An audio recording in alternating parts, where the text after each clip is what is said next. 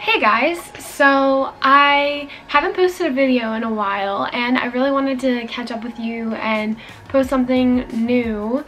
I posted on my Snapchat earlier this week to ask you what kind of video you guys wanted to see from me.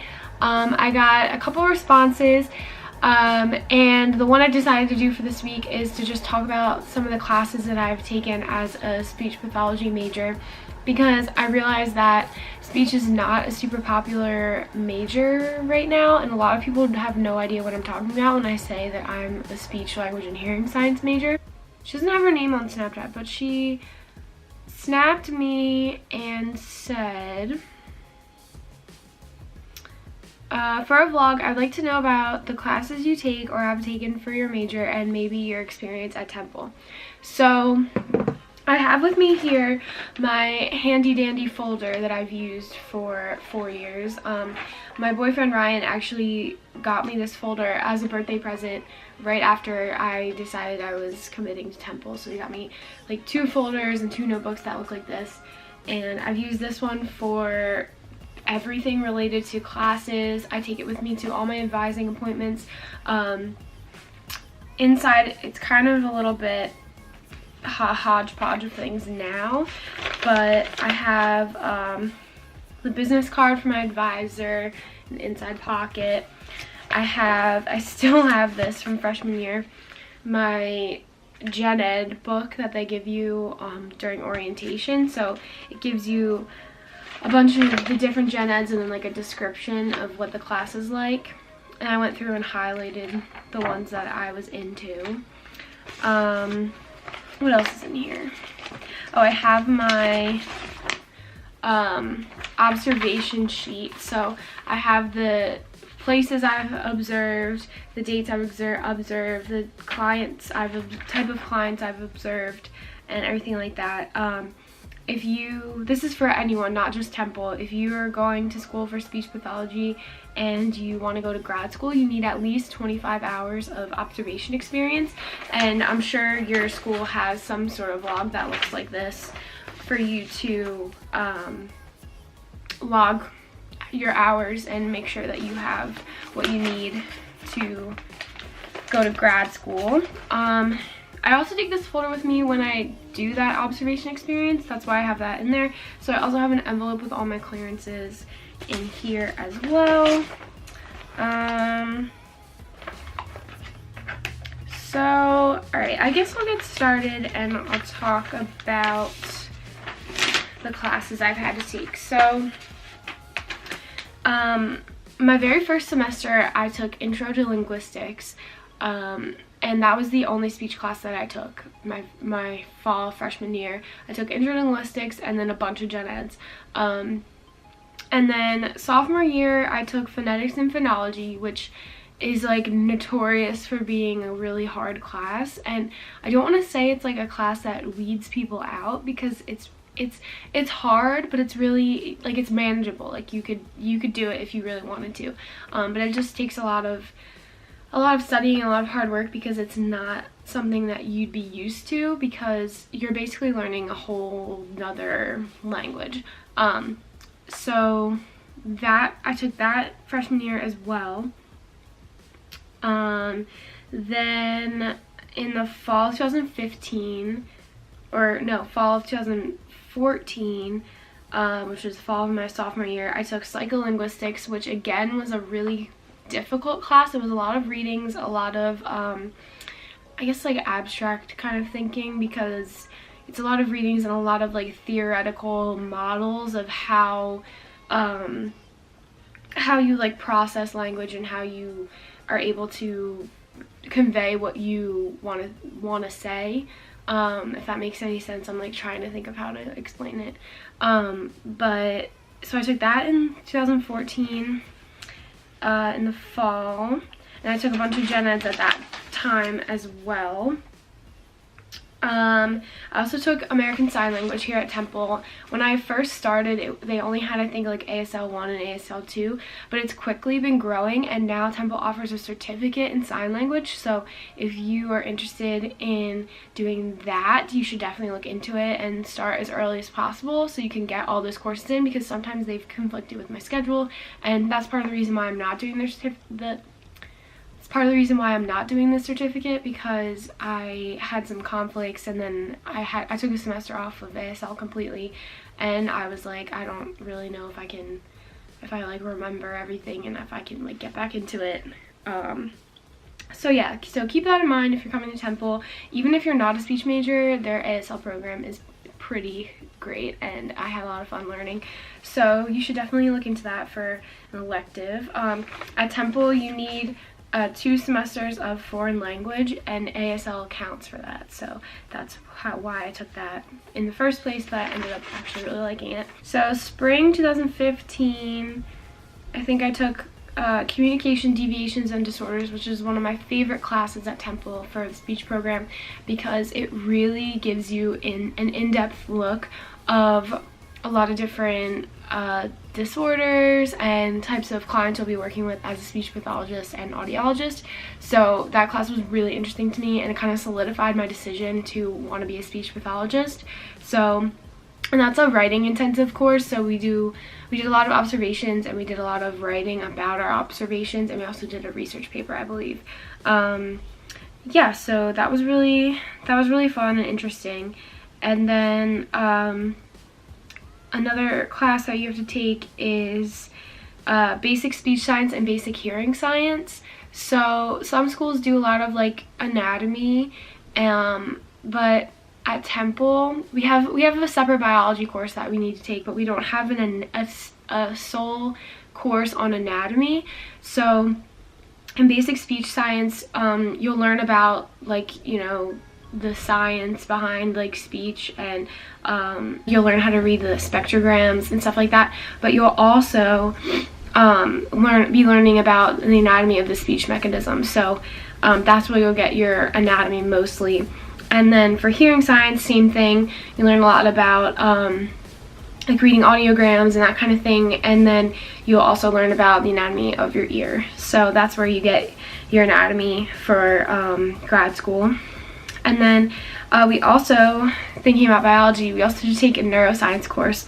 So human neuroscience, it's 4 credits. Also speech and hearing science are 4 credits as well, so they're like a little bit more difficult than some of these other classes, like course load wise. Neuroscience I took in the, I guess, spring of my junior year, so a year ago.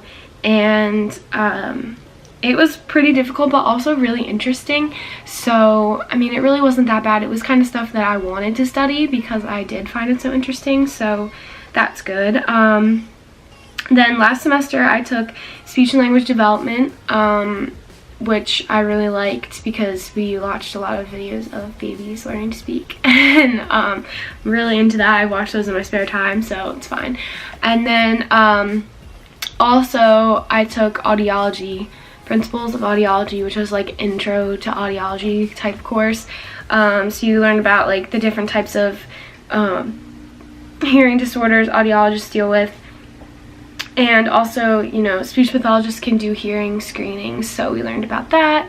But basically the thing I want to say about all these classes is they're for students that are going to be speech pathologists or audiologists. So sometimes you'll be learning things about audiology, sometimes you'll be learning things about speech, but I will say that Temple's program is pretty heavily speech focused. We do not have a graduate audiology program here, so if you're thinking about audiology, you might want to look into maybe some other programs. I mean, I'm not saying that Temple is like bad to go to for audiology, but I'm just saying that there's only one professor that teaches audiology, and there is not a lot of I guess like support, I would say, for people who want to go into audiology. So I would just think about that before deciding on Temple, even though I love Temple and I love Temple's program, and Temple's program is great. Like, it's really high up there. People will be impressed by that. But I'm just saying, for those of you who might be leaning towards audiology, there really is only one professor and there is no graduate program here, so just keep that in mind. Then this semester I'm taking clinical management, which is the capstone, and it's also writing intensive. And basically, I love this class too. It's basically just a lot of learning about the different disorders, learning how to assess different disorders. We just did a whole bunch of presentations on different assessments in speech pathology, so like how to diagnose different disorders. And so first half of the course is about diagnosing, second half of the course is about treating the different disorders. So we're just about coming up to the halfway point, which is terrifying because I feel like we just started this semester. But after that, we'll be talking more about like treatment approaches and different ways you can like make goals and like treat different disorders. So that's about it for the speech classes. A lot of my credits were taken up by gen eds. A lot of my credits were taken up by electives, which is nice because the speech program in and of itself is only about like, I want to say like 30 something credits, maybe like high 20s. It's really not a ton of credits. I guess it's like, okay, I lied. It's like 38 credits, but that's not a lot for, you need 122 credits to graduate. So you do have a lot of electives, which is why I decided to pick up a psychology minor. And so some of the classes I took for psychology, well, first, in order to do that, you have to go to your advisor and say like, hey, I want to declare a minor, and he'll give you a list of options.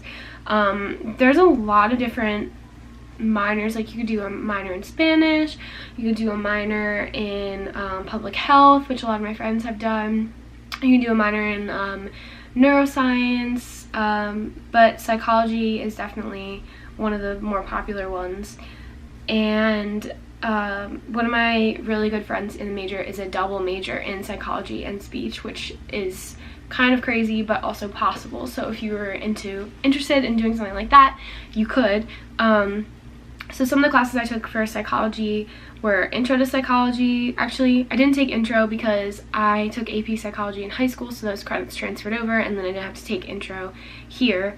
But I did take that, I guess, in high school, so that counts. I take Statistics for Psychology. These are like required. And then Critical Thinking in Psychology, took that as well. Then we had to take one course from developmental, clinical, social area. So for speech, you have to take developmental psychology regardless. So that was my course. So, but the courses you can take in there are developmental psychology, social psychology, industrial and organizational psychology, and psychopathology, which I ended up taking psychopathology as one of my electives because I thought that was really interesting. So fun fact about that. Then one course from brain and cognitive sciences. So those options are cognitive psychology, learning and behavior analysis, behavioral neuroscience, cognitive neuroscience, and sensation and perception. And I'm currently in learning and behavior analysis, which is a kind of crazy class. It's a little difficult, but hasn't been too bad so far. And then we need 2 advanced courses, and I ended up taking cognitive and language development and personality, social, and emotional development.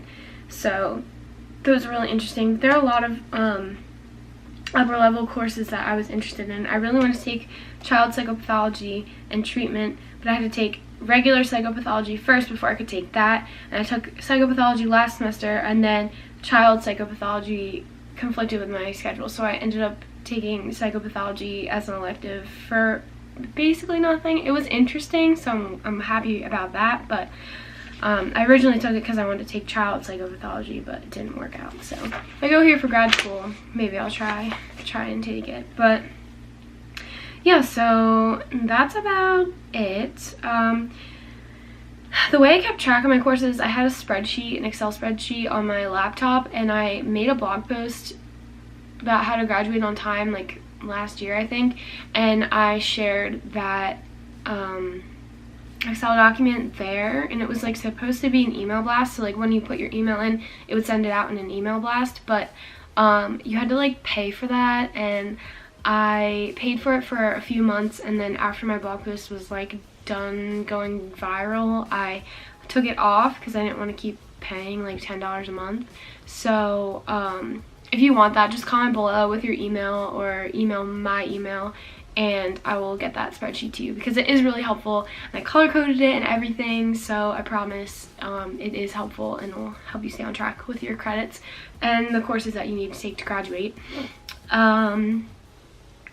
What else did she want to know? Talked about my classes. She said your experience at Temple. So I had a really positive experience at Temple. I'm about to graduate, which is crazy, but I've been here for 4 years. Temple was just like, I don't know, it was just that college that I was always at. I had 2 boyfriends in the past that went here. Ryan went here, and then a boyfriend before Ryan went here as well. And so I just was always kind of around Temple. Not a lot, but like I was familiar with it more than other campuses because I'd been here once or twice before, besides like touring and everything. So I think that's why I was really drawn to it, because it was familiar to me, and because I knew people who were going here, and they had a pretty good program for speech. So that's kind of why I chose it. And then I don't know, my experience here has been good. I think at this point I'm just feeling very like claustrophobic in the city.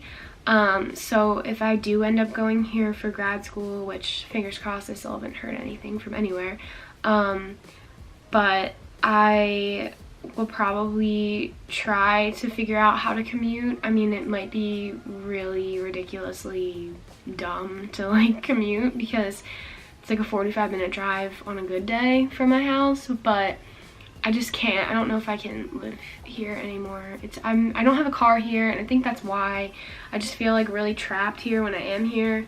So I usually go home to hang out with Ryan most weekends.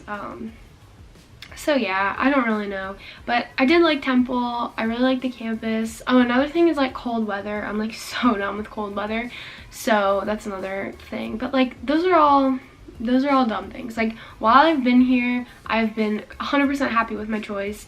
I wouldn't want to go to any other school. I really love Temple, and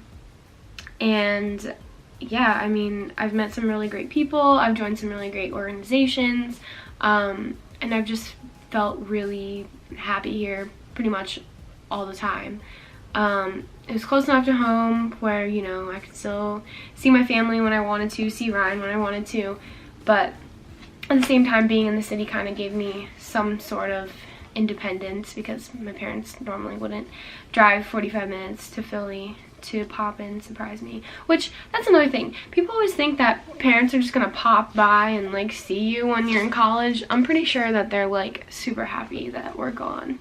Maybe not super happy, but they're doing okay now that we're gone. I don't really know anyone whose parents have like surprised them at college. I don't know. I don't know why people think that's a thing. Yeah, so I guess that's it for this week's video. Seriously, hit me with ideas if you want me to talk about anything else. I am kind of struggling in the video content department, so that would be really helpful if you could share with me some of your thoughts on what you'd like to see from me. Yeah, I'm gonna do a blog post. I guess you'll be watching this on Saturday, so I did a blog post yesterday on some updates in my life, so if you want to check that out, I will link that below. Also, if you enjoyed this video, please subscribe. But yeah, that's about it. That's all I got for you. Thanks for watching, and I will see you next time.